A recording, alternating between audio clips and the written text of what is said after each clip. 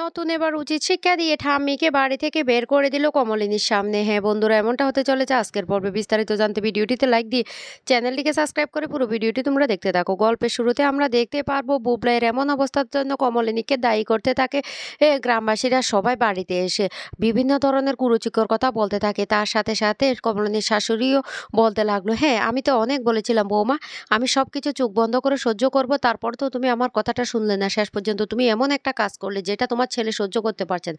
আজকে তুমি তোমার ছেলেকে খেয়ে ফেলেছো। তোমার ছেলের এমন অবস্থার জন্য তুমি দায়ী।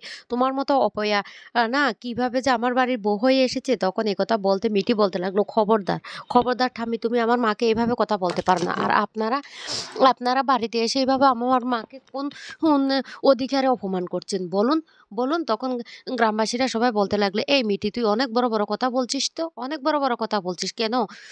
আর কয়দিন পর তো তোরও বিয়ে হবে, কিভাবে তোকে বিয়ে দেবে তোর মা? এমন বয়সে এই কাজটা করছে, ছেলেটার বিয়ে হয়েছে, ছেলেটা কি এসব মেনে নিতে পারে? তখনই এই কথা বলার সাথে সাথে বাবিন বলতে লাগলো, শুনুন আপনাদেরকে একটা কথা বলে, আমার মাকে যে 20 বছর পর্যন্ত বৈদিব্য জীবন পালন করানো হয়েছিল, মাছ, মাংস কিছুই আমার মাকে খেতে দেয়নি। তখন আপনারা কোথায় ছিলেন? কোথায় ছিলেন? আর আমার বাবা যে আরেকটা বিয়ে করে বাড়িতে বউ নিয়ে চলে এসেছিল, তখন তো আপনারা কেউ কিছু বলতে আসেননি। এখন আমার মায়ের বেলায় কেন আপনারা এইভাবে বড়, বড় কথা বলতে এসেছেন? আপনাদেরকে কে অধিকার দিয়েছে? তখনই নতুন বলতে লাগলো, শুনুন আমাদের সম্পর্কটা পবিত্র। প আকাশের মতো পবিত্র। আর সেই পবিত্রটাকে আপনারা কলুষিত করতে পারবেন না। আপনারা কি ভেবেছেন? আপনারা এভাবে কলুষিত করলে আমরা একে অপরকে ছেড়ে দেব না। আমরা একে অপরকে যদি ছেড়ে দেওয়ার হতো অনেক আগে ছেড়ে দিতাম। আমাদের পবিত্র সম্পর্কটা এতদিন পরে আমরা স্বীকৃতি পেয়েছি। তাই আমাদের সম্পর্ক আপনারা কিছুতে ভাঙতে পারবেন না।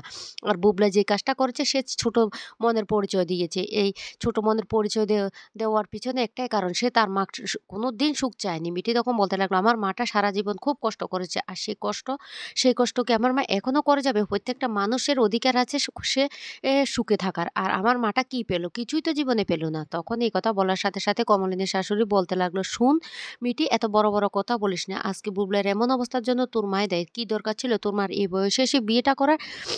তখনই মিটি বলতে লাগলো, ঠাম্মি, তুমিই তো মাকে আশীর্বাদ করেছিলে মা যেন সুখে শান্তিতে থাকে। আর এখন তুমি আমার মাকে এই ধরনের অপমান করছো? তখন বলতে লাগলো, যেটা সত্যি আমি তো সেটাই বলছি। তোর মায়ের কি দরকার ছিল? কি দরকার ছিল নতুনকে আবার বিয়ে করার? আর ওরা তো এমনিতে ভালো ছিল। তারপরে তখনই নতুন বলতে লাগলো, শুনুন মাসিমা, আপনাকে না অনেক সহ্য করেছে। আপনি অনেক অপমান করেছেন কমলিনীকে। অনেক কিছু বলেছেন। আর সহ্য করব না। আপনি কার বাড়িতে থেকে এত বড়, বড় কথা বলছেন বলুন? মিঠি তখন বলতে লাগলো, শোনো, তোমার যদি ক্ষমতা থাকে তাহলে তুমি এখান থেকে চলে যাও না। এখানে তো দিব্যি আছো আমার মায়ের জন্য।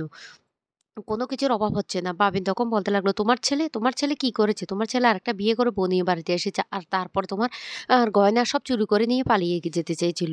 আর এখন তুমি এত বড়, বড় কথা কেন বলছো ঠাম্মি? কেন এসব কথা বলছো? তখন বলতে লাগলো, শুনো, আমি একটা কথা বলে রাখি বৌমা, তোমাকে তো তোমার ছেলে মুখটা পর্যন্ত দেখতে দেয়নি। বর্ষা আমাকে সবটা জানিয়ে দিয়েছে। ঘাড় ধাক্কা দিয়ে নাকি তোমাকে সেখান থেকে দূর, দূর করে তাড়িয়ে দিয়েছে।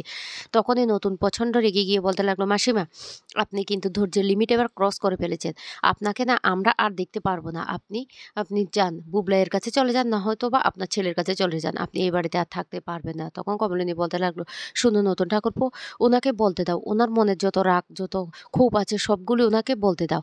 বাধা দিও না। তখন বলতে লাগলো, না কমলিনী, এটা আর হতে পারে না। দিনের পর দিন একটা মানুষ তোমাকে এইভাবে অত্যাচার করে দেবে। সবকিছু তুমি আজকে 20 বছর পর্যন্ত মুখ বুজে সহ্য করেছো, আর না।